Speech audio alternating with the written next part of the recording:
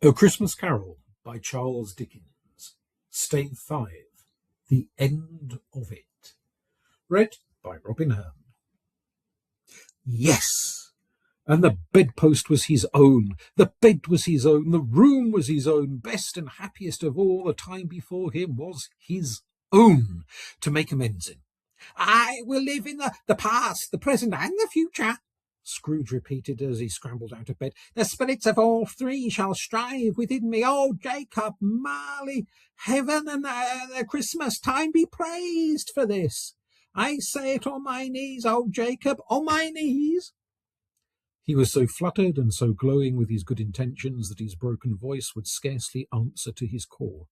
He had been sobbing violently in this conflict with the spirit, and his face was wet with tears. They are not torn down, cried Scrooge, folding one of his bed curtains in his arms. They are not torn down, rings and all, they are here.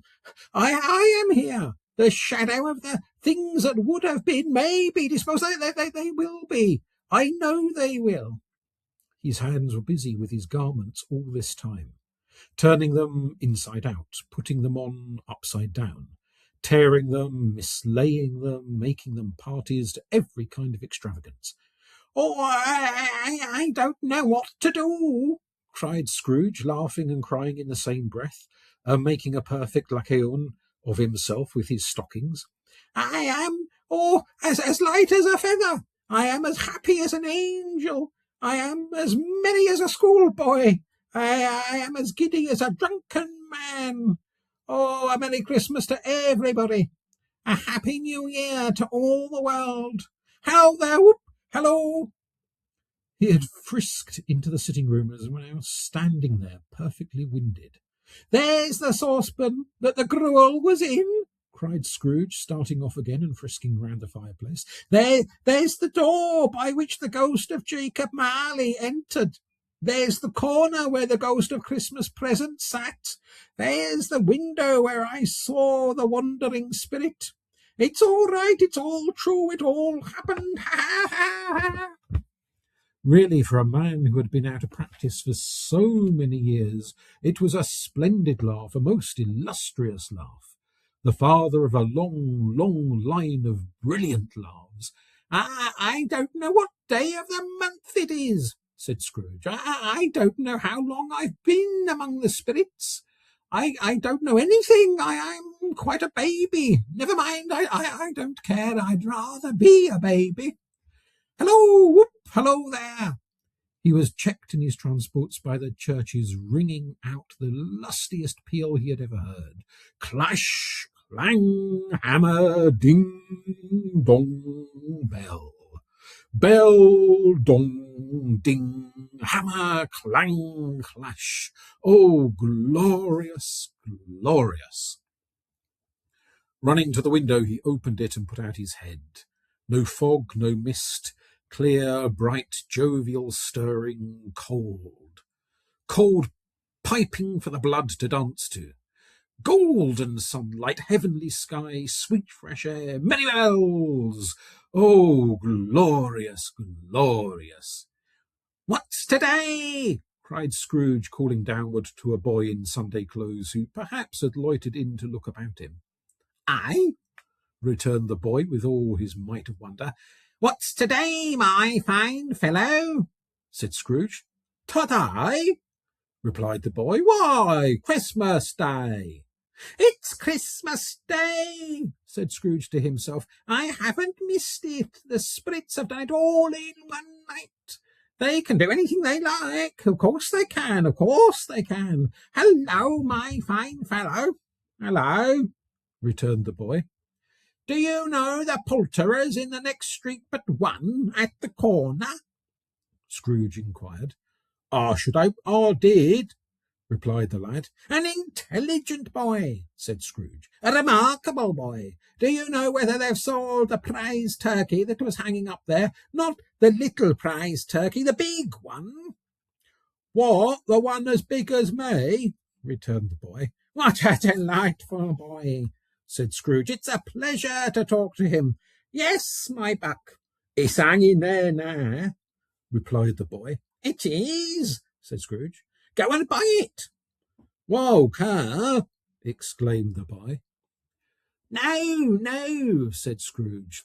"I am in earnest. Go and buy it, and tell them to bring it here, that I may give them the directions where to take it. Come back with the man, and I'll give you a shilling. Come back with him in less than 5 minutes, and I'll give you half a crown." The boy was off like a shot. He must have had a steady hand at a trigger who could have got a shot off half so fast. "I'll send it to Bob Cratchit's," whispered Scrooge, rubbing his hands and splitting with a laugh. He shan't know who sends it. It's twice the size of Tiny Tim. Joe Miller never made such a joke as sending it to Bob's will be." The hand in which he wrote the address was not a steady one, but write it he did, somehow, and went downstairs to open the street door, ready for the coming of the poulterer's man. As he stood there, waiting his arrival, the knocker caught his eye. "I shall love it as long as I live," cried Scrooge, patting it with his hand. "I scarcely ever looked at it before. What an honest expression it has in its face. It's a wonderful knocker. Here's the turkey. Whoop! Hello! Whoop! How are you? Merry Christmas!" It was a turkey. He never could have stood upon his legs, that bird. He would have snapped them off short in a minute, like sticks of sealing wax. "Why, it's impossible to carry that to Camden Town," said Scrooge. "You must have a cab." The chuckle with which he said this, and the chuckle with which he paid for the turkey, and the chuckle with which he paid for the cab, and the chuckle with which he recompensed the boy, were only to be exceeded by the chuckle with which he sat down breathless in his chair again, and chuckled hard till he cried. Shaving was not an easy task, for his hand continued to shake very much, and shaving requires attention even when you don't dance while you are at it. But if he had cut the end of his nose off, he would have put a piece of sticking plaster over it and been quite satisfied. He dressed himself, all in his best, and at last got out into the streets. The people were by this time pouring forth, as he had seen them with the ghost of Christmas present, and walking with his hands behind him, Scrooge regarded every one with a delighted smile. He looked so irresistibly pleasant, in a word, that 3 or 4 good-humoured fellows said, "Good morning, sir, Merry Christmas to you." And Scrooge said often afterwards that of all the blithe sounds he had ever heard, those were the blithest in his ears.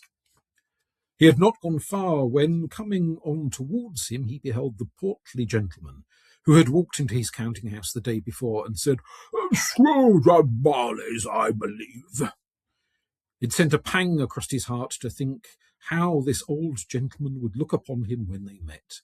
But he knew what path lay straight before him, and he took it. My dear sir," said Scrooge, quickening his pace and taking the old gentleman by both hands, "how do you do? I hope you succeeded yesterday. It was very kind of you. A Merry Christmas to you, sir." Mr. Scrooge?" "Yes," said Scrooge, "that is my name, and I fear it may not be pleasant to you. Allow me to ask your pardon. And will you have the goodness," here Scrooge whispered in his ear. "Lord bless me!" cried the gentleman, as if his breath were gone. "My dear Mr. Scrooge, are you serious?" "If you please," said Scrooge, not a farthing less. "A great many back payments are included in it, I assure you. Will you do me the favour?" "My dear sir," said the other, shaking hands with him, I don't know what to say to such a munificent—" "Don't say anything, please," retorted Scrooge. "Come and see me. Will you come and see me?" "I will," cried the old gentleman, and it was clear he meant to do it. "Thank ye," said Scrooge. I am much obliged to you. I thank you 50 times. Bless you." He went to church and walked about the streets and watched the people hurrying to and fro, and patted children on the head and questioned beggars, and looked down into the kitchens of houses and up to the windows, and found that everything could yield him pleasure. He had never dreamed that any walk, that anything, could give him so much happiness. In the afternoon he turned his steps towards his nephew's house. He passed the door a dozen times before he had the courage to go up and knock. But he made a dash and did it. "Is your master at home, my dear?" said Scrooge to the girl. Nice girl, very. "Oh, yes, sir." Where is he, my love?" said Scrooge. "He's in the dining room, sir, along with the mistress. I'll show you upstairs, if you please." "Thank you. He knows me," said Scrooge, with his hand already out on the dining room lock. I'll go in here, my dear." He turned it gently and sidled his face in round the door. They were looking at the table, which was spread out in great array, for these young housekeepers are always nervous on such points and like to see that everything is right.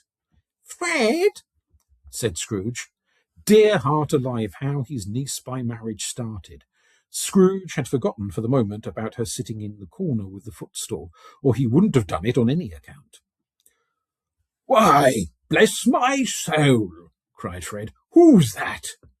"It's I, your Uncle Scrooge. I have come to dinner.